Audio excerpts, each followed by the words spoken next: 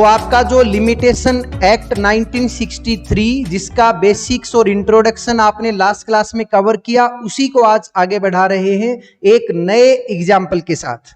तो ध्यान देना प्लीज। मान लीजिए कोई एक अनिल नाम का पर्सन है। आप कहेंगे ठीक है सर, यहां तक हमें कोई दिक्कत नहीं है। इस अनिल ने गुड्स सेल की, गुड्स सोल्ड, और जो कस्टमर है जिसने गुड्स परचेज की उसका नाम है सुनील। यानी अनिल ने सुनील नाम के पर्सन को गुड्स सेल की और 2 मंथ्स का क्रेडिट पीरियड दिया। आपको ध्यान है बिजनेस में थोड़ा बहुत क्रेडिट पीरियड तो रहता है, तो 2 मंथ्स का क्रेडिट दिया सर। तो पेमेंट डेट क्या रखी थी? 2 मंथ्स का क्रेडिट पीरियड दिया है, तो पेमेंट ड्यू डेट, तो पेमेंट ड्यू डेट थी, फॉर एग्जाम्पल मान रहे हैं अपन 1 दिसंबर 2021 को पेमेंट करना था।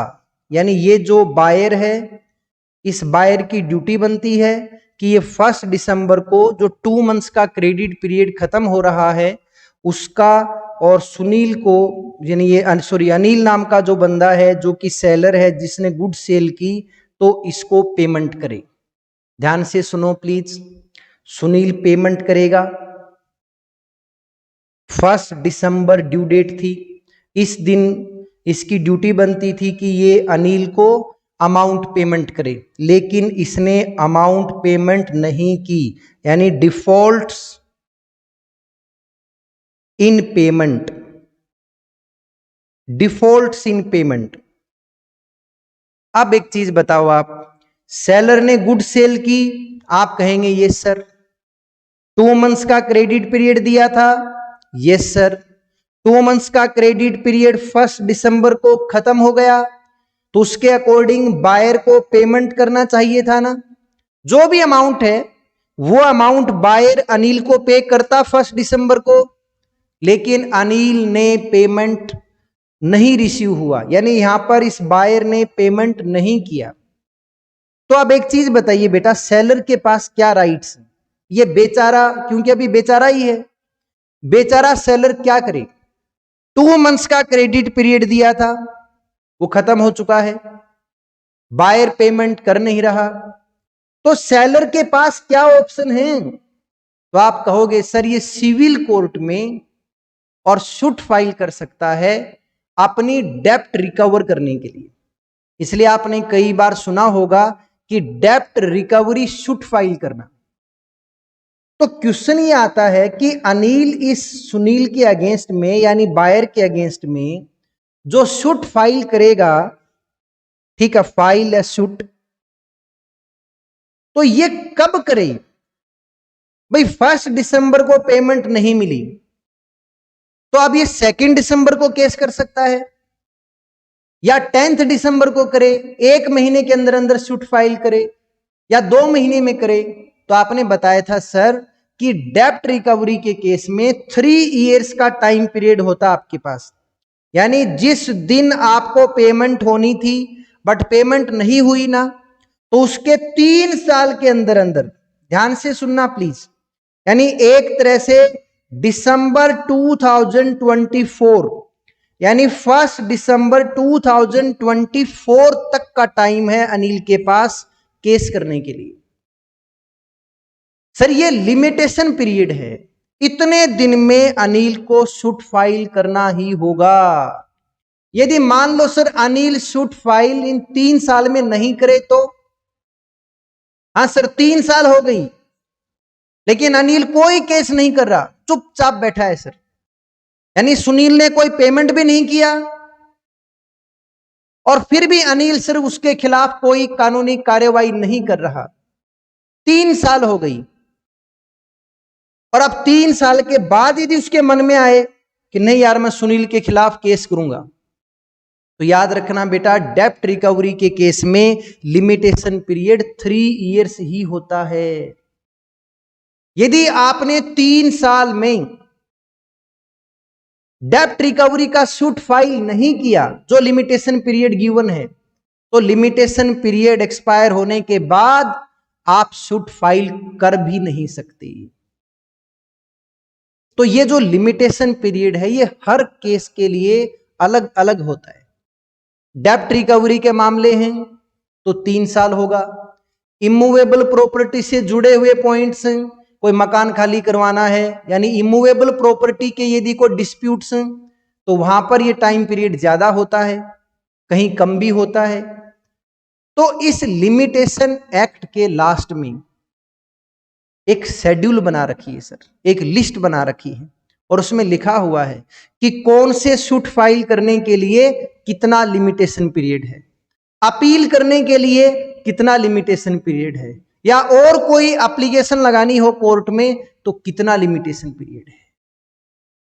बेटा ध्यान से सुनो प्लीज, ये इसलिए दिया हुआ है ताकि ऐसा ना हो कि कोई बंदा 20 साल 30 साल 40 साल पुराना मामला लेकर के कोर्ट में पहुंचे कि जज साहब मैंने इसको आज से 40 साल पहले और गुड सेल की थी और इसका उसने मुझे पेमेंट नहीं किया।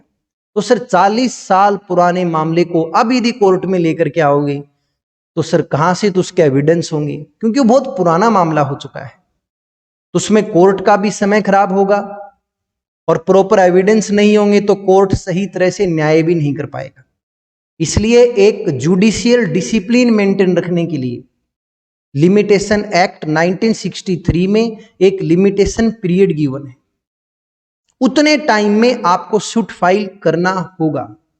यदि उतने टाइम में सूट फाइल नहीं किया, अब जैसे अनिल ने यदि 3 साल में सुनील के खिलाफ केस फाइल नहीं किया ना, तो 3 साल के बाद फिर ये केस फाइल करेगा तो कोर्ट उसको डिसमिस कर देगा, कोर्ट उसको एंटरटेन नहीं करेगा। बेटा लिमिटेशन पीरियड के बाद में यदि कोई सूट फाइल होगा या कोई अपील फाइल होगी या कोई एप्लीकेशन फाइल होगी तो कोर्ट उसको एंटरटेन नहीं करेगा, कोर्ट उसको कंसीडर नहीं करेगा, बल्कि कोर्ट उसको रिजेक्ट कर देगा।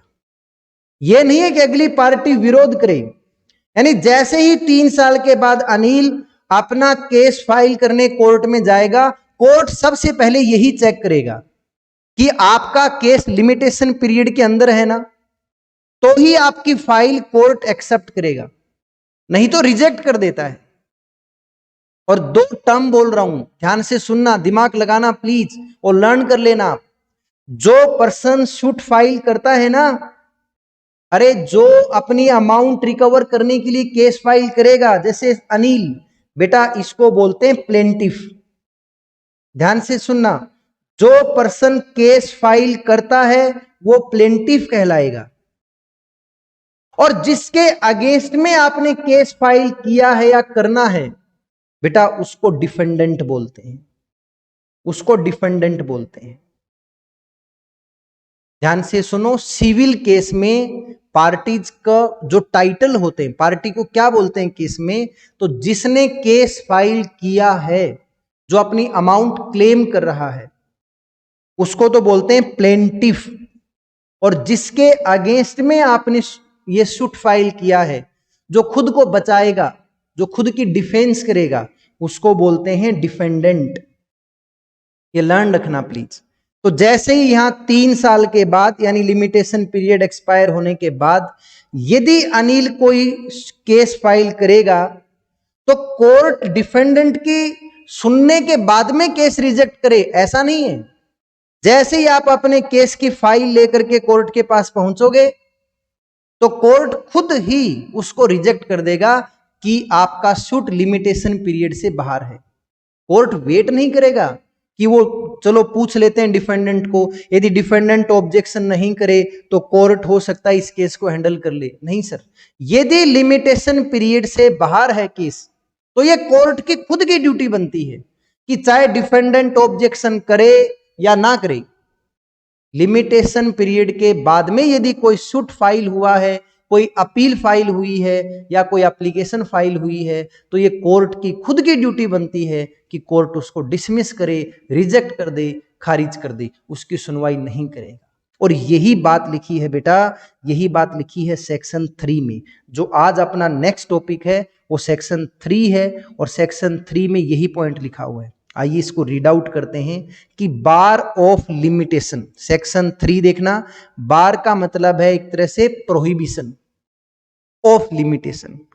तो लिमिटेशन पीरियड की प्रोहिबिशन है कि लिमिटेशन पीरियड एक्सपायर होने के बाद में यदि कोई सूट फाइल होता है, कोई अपील प्रीफर होती है, तो कोर्ट उसको कंसीडर नहीं करेगा। आइए इसको रीड आउट करते हैं आपके साथ कि सेक्शन 3 ऑफ लिमिटेशन एक्ट 1963 यानी लिमिटेशन एक्ट के सेक्शन 3 के मुताबिक एनी सूट, एनी अपील या application if made beyond the prescribed period of limitation, यानी यदि कोई भी सूट या कोई भी अपील या एप्लीकेशन लिमिटेशन पीरियड से बाद में फाइल की जाती है तो it is the duty of court, तो ये कोर्ट की ड्यूटी बनती है नॉट टू प्रोसीड विद, कि वो उस केस को आगे ना बढ़ाए विद सच सूट्स, यानी जो भी सूट फाइल हुआ है उसको आगे नहीं बढ़ाएगा, ये कोर्ट की ड्यूटी है। इररेस्पेक्टिव, ये चीज कोई महत्व नहीं रखती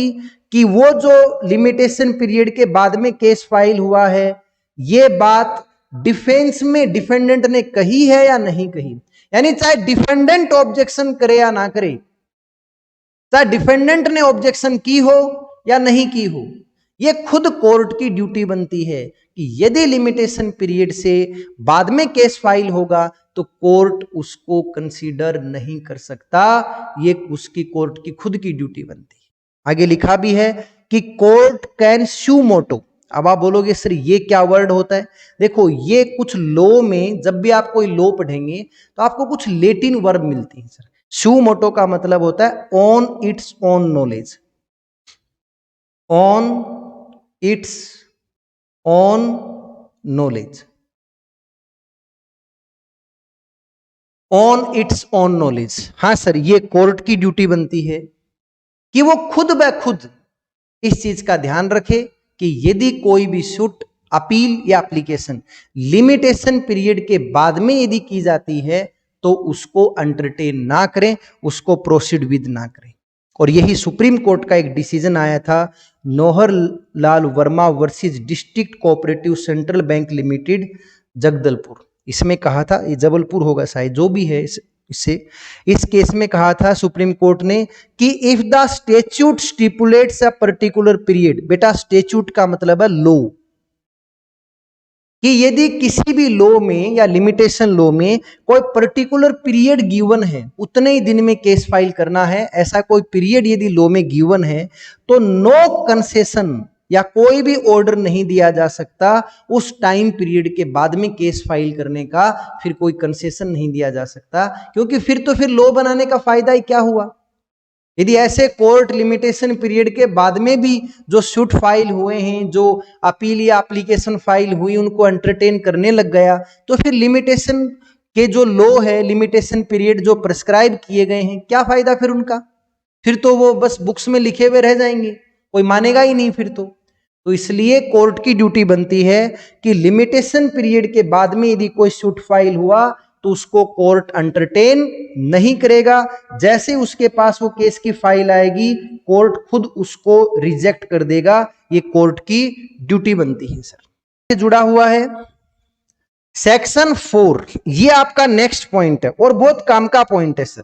सर एक बात बताओ, और ये अपन इंडियंस लोगों के लिए थोड़ा सा ज्यादा काम का है।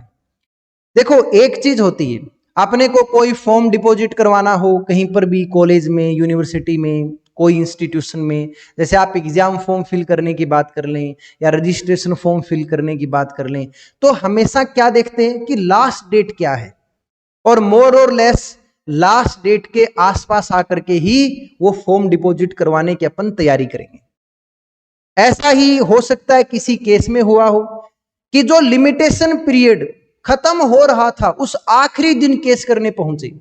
जैसे ऊपर वाले केस में ले लो कि अनिल को जो सूट फाइल करना था ना, यानी जिस भी प्लेंटिफ को सूट फाइल करना है वो लिमिटेशन पीरियड, जो लिमिटेशन पीरियड का आखिरी दिन है ना, उस दिन कोर्ट में पहुंचा कि चलो आज लास्ट डे है, आज मैं केस फाइल कर देता हूं। और पता है बेटा क्या हुआ? कोर्ट बंद मिला, court is closed on that day, या कोर्ट का हाफ डे था उस दिन। अब और वो तो लास्ट डेट है और उस दिन कोर्ट की छुट्टी है, उस दिन कोर्ट बंद है। हो सकता है वो डे संडे हो, सैटरडे हो, या और कोई फेस्टिवल हो। जिसके चलते हुए कोर्ट की उस दिन की छुट्टी है, तब क्या करोगे? लास्ट डे उस दिन कोर्ट बंद।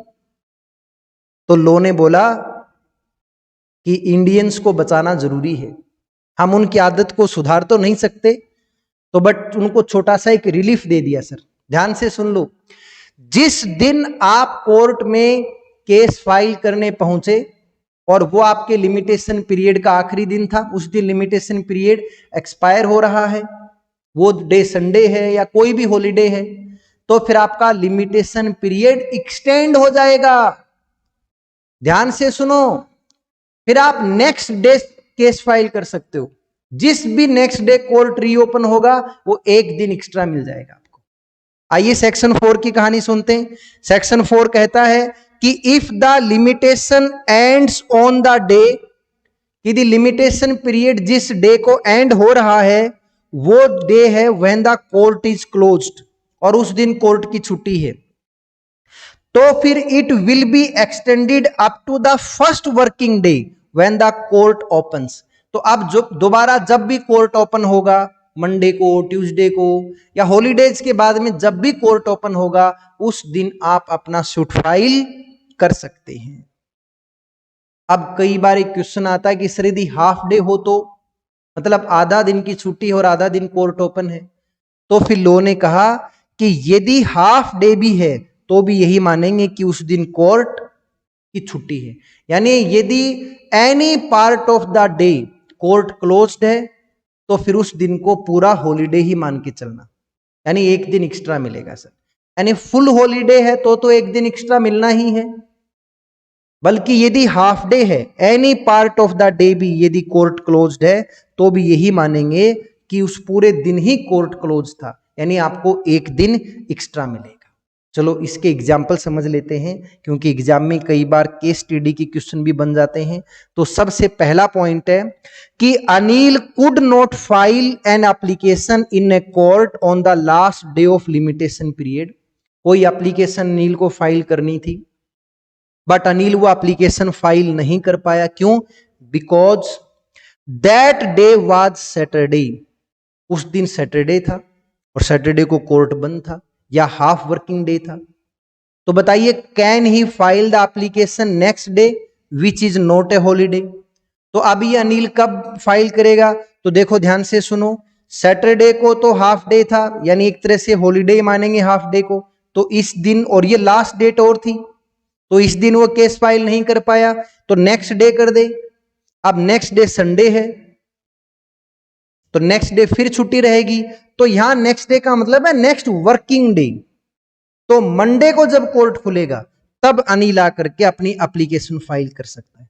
तो बिल्कुल अनिल मंडे को अपनी एप्लीकेशन फाइल कर सकता है जब भी कोर्ट रीओपन होगा। और मान लो मंडे को भी कोई फेस्टिवल ऑफ होता, किसी फेस्टिवल के कारण मंडे को भी कोर्ट की छुट्टी होती, तो बेटा ट्यूसडे को, जो भी नेक्स्ट वर्किंग डे होगा उस दिन आप वो एप्लीकेशन या वो सूट जो लास्ट डे को एंड हो रहा था वो आप फाइल कर सकते हैं। एक एग्जांपल और समझ लेते हैं कि कोई भी सूट फाइल करना था या कोई अपील फाइल करनी थी, उसका प्रेस्क्राइब्ड पीरियड यानी जो लिमिटेशन पीरियड है वो 13 मई को एक्सपायर हुआ है। 13 मई को लास्ट डेट है and the court is closed on that date, और उस दिन कोर्ट क्लोज्ड है। देयरफॉर जो भी कंसर्न पार्टी है वो अपनी सूट एप्लीकेशन या अपील 14 मई को फाइल कर सकती है जब भी कोर्ट रीओपन होगा। लेकिन 14 मई को भी ऐसा हुआ, कोर्ट ओपन तो हुआ लेकिन 1-1.5 घंटे की वर्किंग के बाद में कोर्ट बंद हो गया। कई बार होता है ना कि स्ट्राइक कर दी या कोई ऐसी अनहोनी घटना घट गई कि जिसके चलते हुए कोर्ट में एकदम छुट्टी करनी पड़ी, तो 13 को तो वैसे ही ऑफ था, कैजुअल ऑफ जो होता है वो, और 14 को सर किसी कारण से कोर्ट को ओपन किया लेकिन फिर सडनली बंद करना पड़ गया।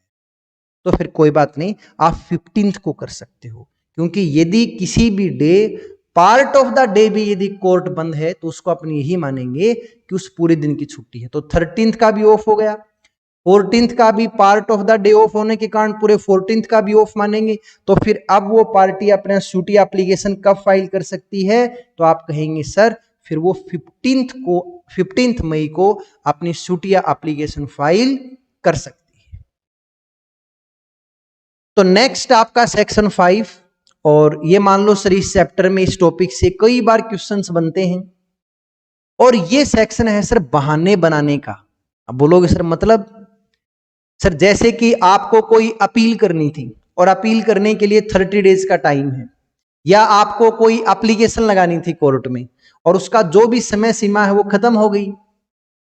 अब उसके बाद में कोर्ट में जाओगे तो आप ऊपर सेक्शन 3 पढ़ के आए हो ना, कि लिमिटेशन पीरियड के बाद कोर्ट किसी भी अपील या एप्लीकेशन को एंटरटेन नहीं करेगा।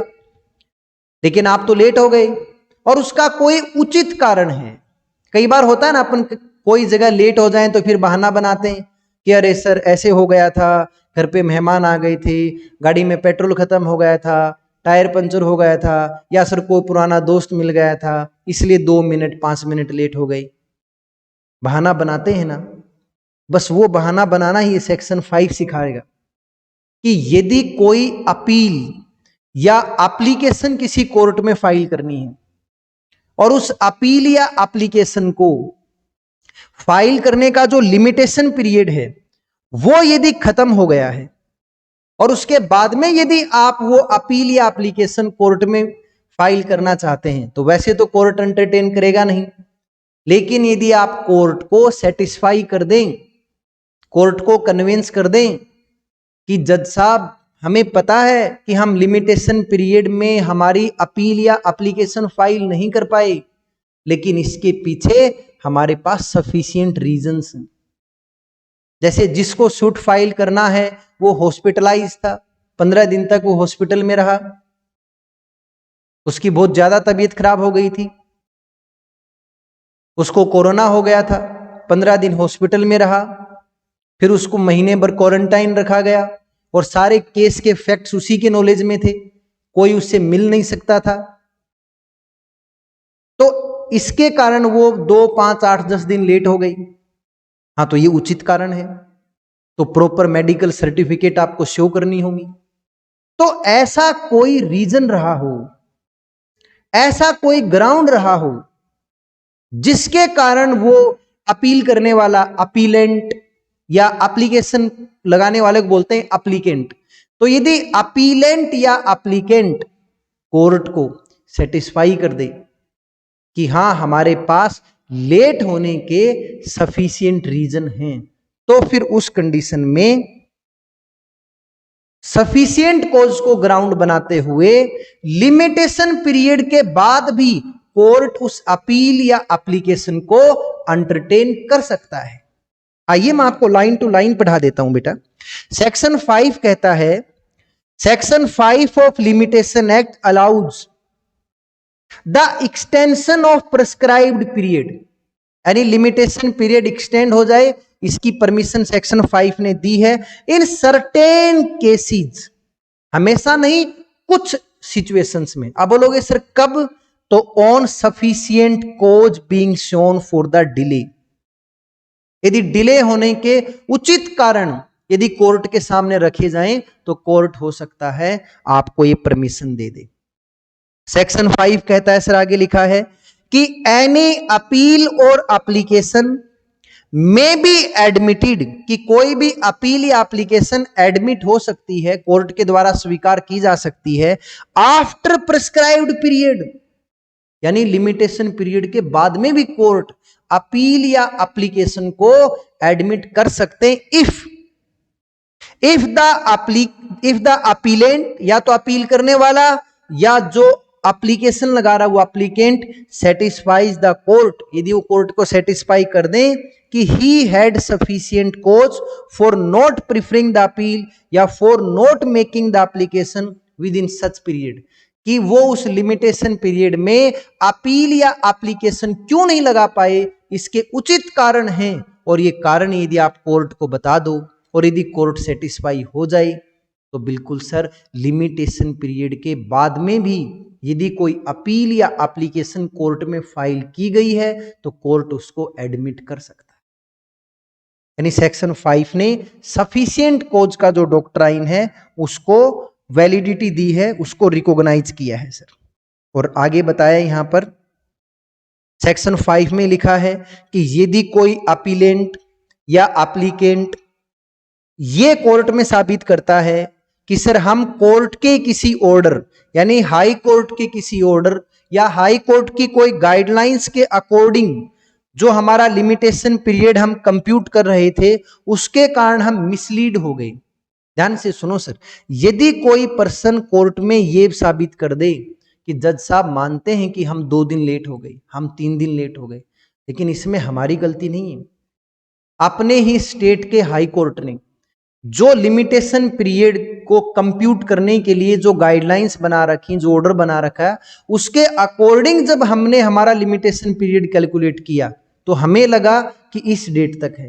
यानी खुद हाई कोर्ट के ही किसी ऑर्डर या हाई कोर्ट की किसी गाइडलाइंस के कारण यदि कोई पर्सन मिसलीड हुआ है, यानी उस अपील करने वाले ने या उस एप्लीकेशन लगाने वाले ने खुद का दिमाग नहीं लगाया, कोर्ट की डायरेक्शंस के अकॉर्डिंग चला और उसके कारण यदि वो मिसलीड हुआ और 2-5 दिन लेट हो गया, तो यदि कोर्ट की किसी मिसलीडिंग गाइडलाइंस के कारण कोई पर्सन लेट हुआ है तो ये सफिशिएंट कोज है। हाँ सर, इसको सफिशिएंट कोज मानेंगे और इसको सर कोर्ट कंसीडर करेगा और आपको लिमिटेशन पीरियड जो 2-5 दिन की डिले हुई है उसको एक्सरसाइज करेगा।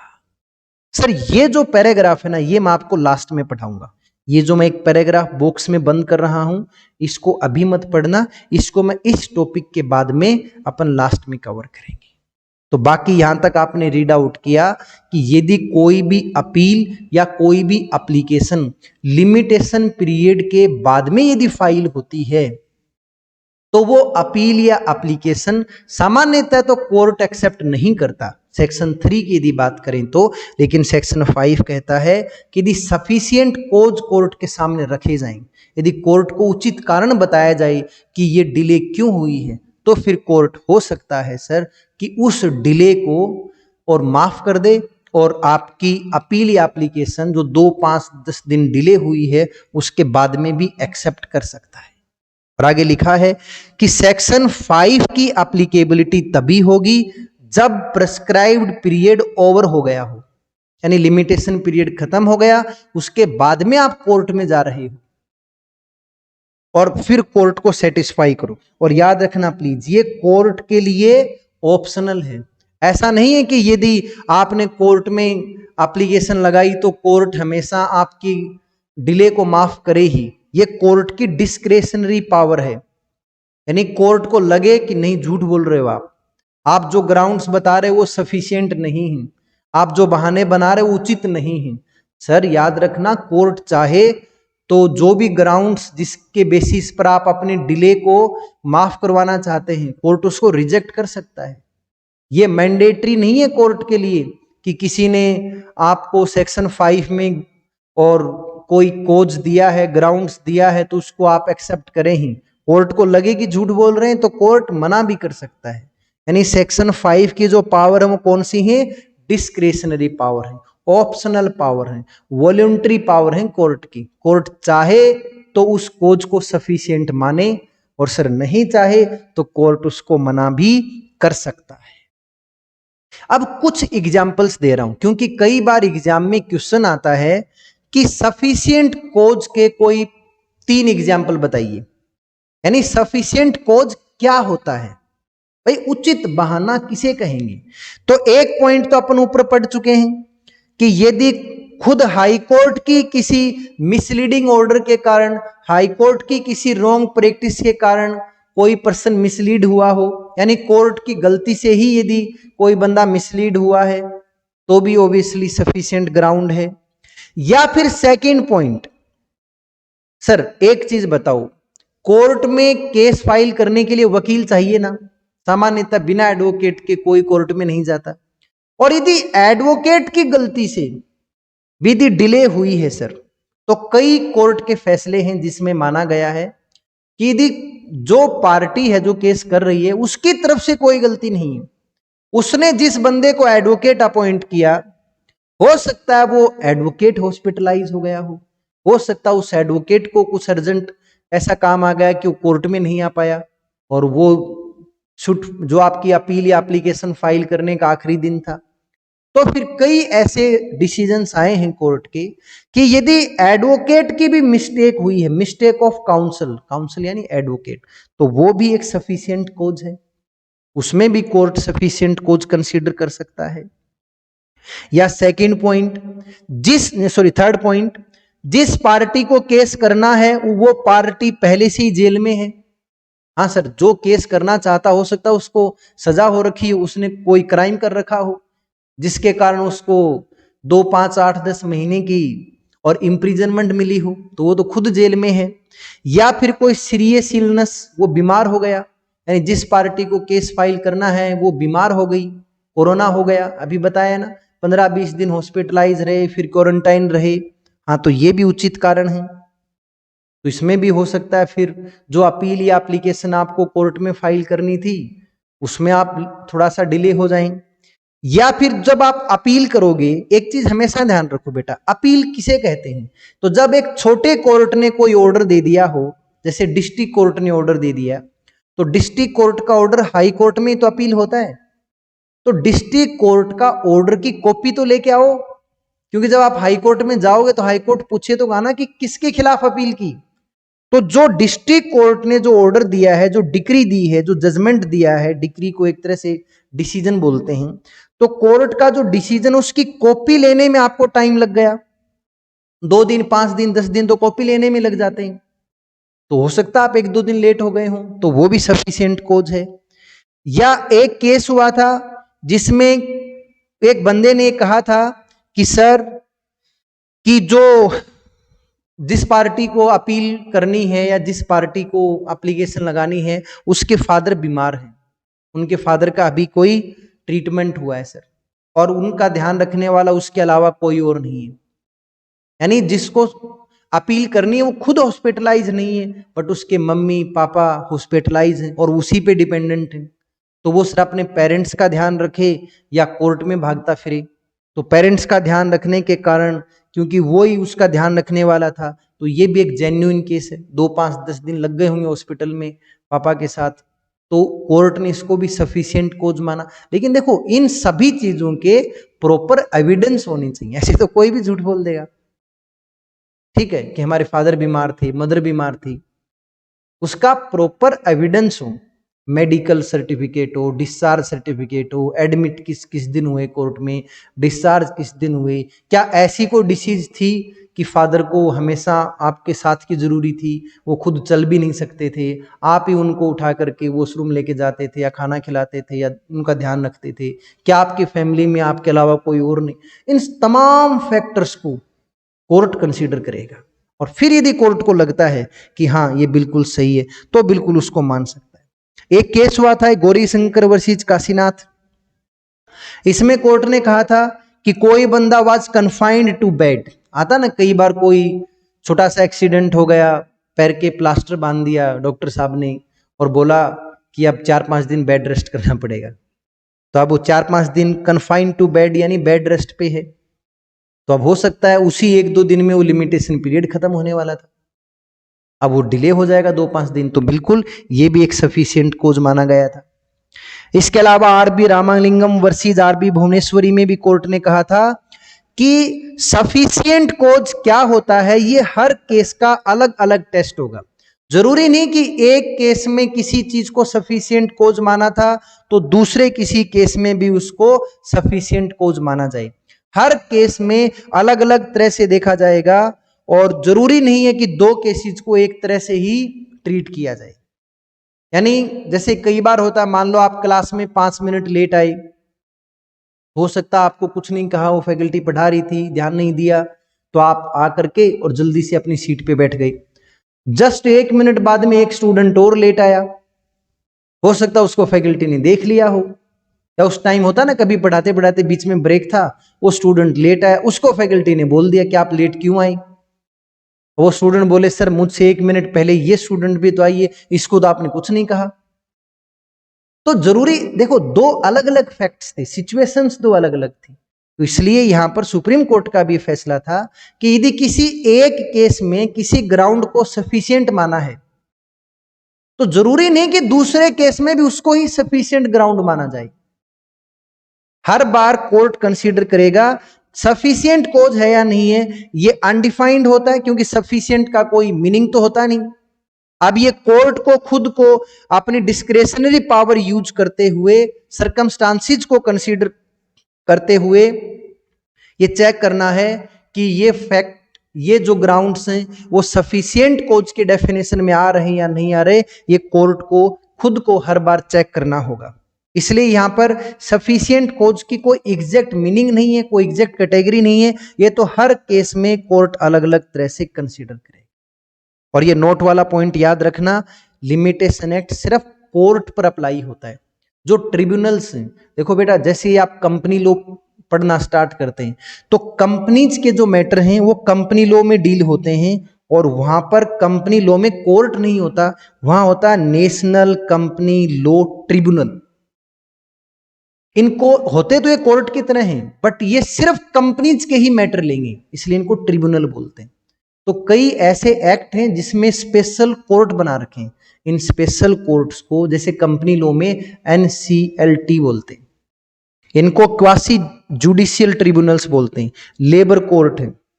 तो इन सब के पास ये सेक्शन 5 की पावर नहीं है, यानी ये लोग सफिशिएंट कोज के ग्राउंड्स को कंसीडर नहीं कर सकते। इन सब के पास, यानी सिर्फ जो सिविल कोर्ट हैं, district court, high court, supreme court, सिर्फ इन्हीं के पास ही लिमिटेशन पीरियड के सेक्शन 5 को एक्सरसाइज करने की पावर है। बाकी जो ट्रिब्यूनल्स हैं, लेबर कोर्ट हैं, लेबर ट्रिब्यूनल हैं, उनके पास सेक्शन 5 की पावर एक्सरसाइज करने की पावर नहीं है। तो मैंने आपको ऊपर जब एक पैराग्राफ पढ़ाया था, उसको एक बॉक्स में लिख दिया था, एक पैराग्राफ को याद करो, और मैंने बोला था कि ये मैं आपको इस टॉपिक के एंड में पढ़ाऊंगा। हाँ, ये जो पैराग्राफ आपको ध्यान होगा मैंने नहीं पढ़ाया है, हाँ ये अब सेक्शन 5 के बाद में पढ़ाऊंगा। तो ये अपन नेक्स्ट क्लास में इसको गो थ्रू करेंगे। तो नेक्स्ट क्लास में सेक्शन 5 की छोटे से पॉइंट को गो थ्रू करेंगे और नेक्स्ट टॉपिक को फिर अपन आगे कंटिन्यू करेंगे। तो आज तक इस क्लास को यहां तक रिवाइज करें और फिर अपन नेक्स्ट जो टॉपिक होगा वो नेक्स्ट क्लास में गो थ्रू करेंगे।